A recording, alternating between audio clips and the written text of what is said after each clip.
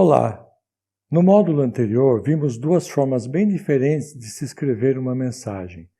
Vimos também que certos cuidados, como usar frases mais curtas e um vocabulário mais corriqueiro, podem aumentar em muito a possibilidade de compreensão de um texto. Note que o primeiro exemplo, com palavras menos comuns e várias frases reunidas por meio de elementos de ligação, não contém erros propriamente. Seu defeito é o excesso de informações sobrepostas, que podem confundir o leitor, já que obrigam a assimilar diversos fatos e argumentos de uma só vez, além do uso de palavras pouco comuns no dia a dia, como transeuntes ou inadvertidamente.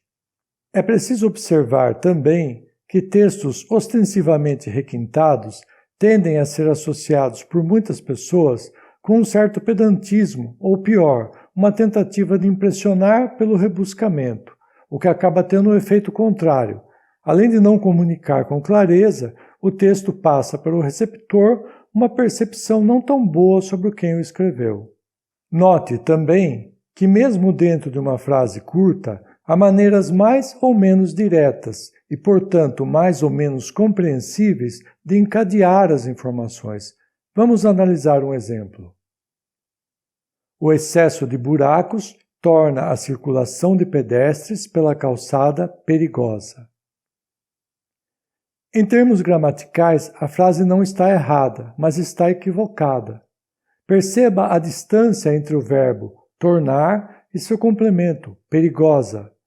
Perceba também que a palavra perigosa, colocada assim no final da frase, pode induzir o leitor a um equívoco, pois tanto pode ser entendida como adjetivo para a palavra circulação, quanto para a palavra calçada. Essa duplicidade de interpretação, que soa confusa aos olhos de quem lê, pode ser evitada facilmente, colocando-se juntos o verbo, no caso tornar, e seu complemento, no caso o adjetivo perigosa. Veja como fica. O excesso de buracos torna perigosa a circulação de pedestres pela calçada. Parece um detalhe bobo, mas se compararmos as duas formas de escrever a mesma frase, vamos ver que existe uma mais fácil e uma mais difícil de compreender. Vejamos a mais difícil. O excesso de buracos torna a circulação de pedestres pela calçada perigosa. Agora a mais fácil. O excesso de buracos torna perigosa a circulação de pedestres pela calçada.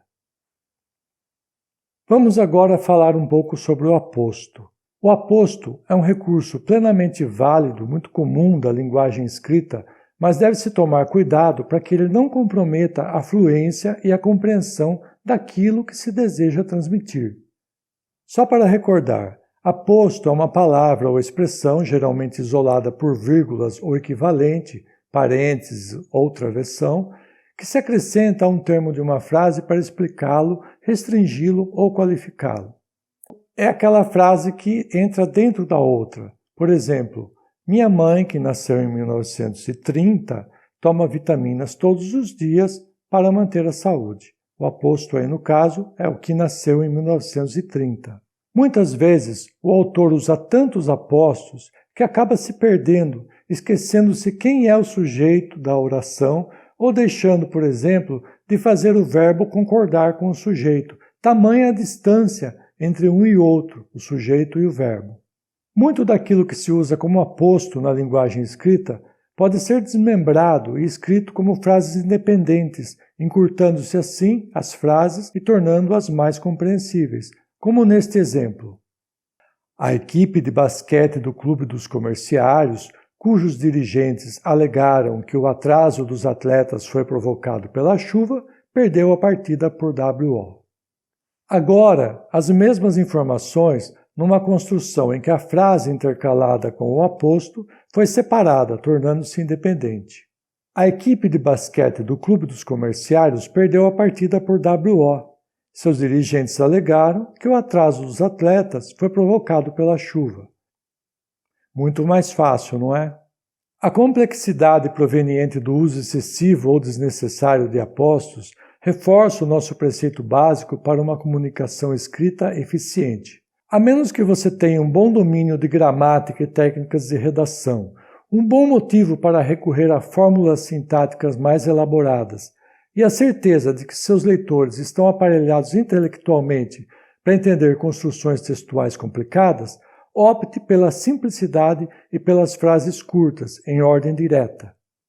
E lembre-se que uma coisa é entender um texto, outra, bem diferente, é gostar dele.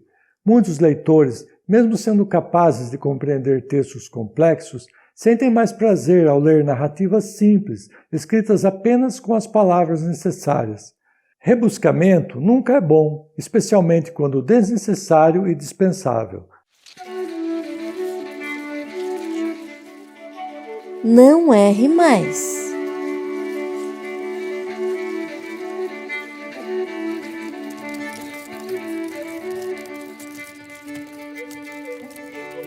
Vamos continuar tirando dúvidas sobre algumas armadilhas do texto. Lembrando que uma cartilha mais completa, com outros casos igualmente traiçoeiros, está disponível para quem adquiriu o curso no material de apoio colocado em nossa plataforma. Abreviaturas de cargos e pronomes de tratamento. Normalmente, usam-se abreviaturas apenas para indicar os destinatários de correspondências, requerimentos, entre outros documentos, jamais como substantivos no decorrer de um texto. Dentro do texto, use as palavras por extenso, o engenheiro, o doutor, o ilustríssimo senhor fulano, etc. Caso opte por usar a abreviatura, prefira a forma mais simples e que já foi consagrada pelo uso cotidiano, como nos exemplos que aparecem aí na tela. É interessante notar que algumas palavras terminadas em R, como doutor, professor e senhor, recebem o acréscimo do A para indicar o gênero feminino.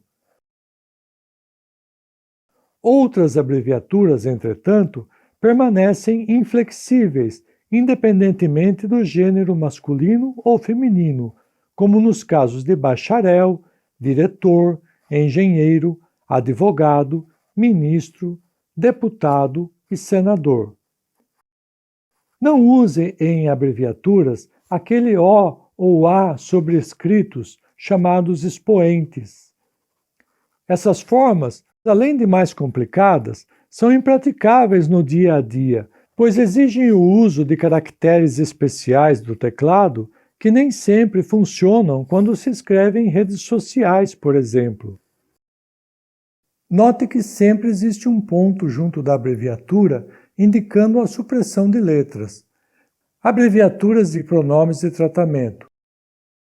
Excelentíssimo, que aparece aqui de duas maneiras, numa palavra só, exmo, ponto, ou ex.mo. Excelentíssima, a mesma coisa. Vossa Excelência, que tem 3 formas de abreviatura, sendo as mais usadas as 2 primeiras que aparecem aí na tela.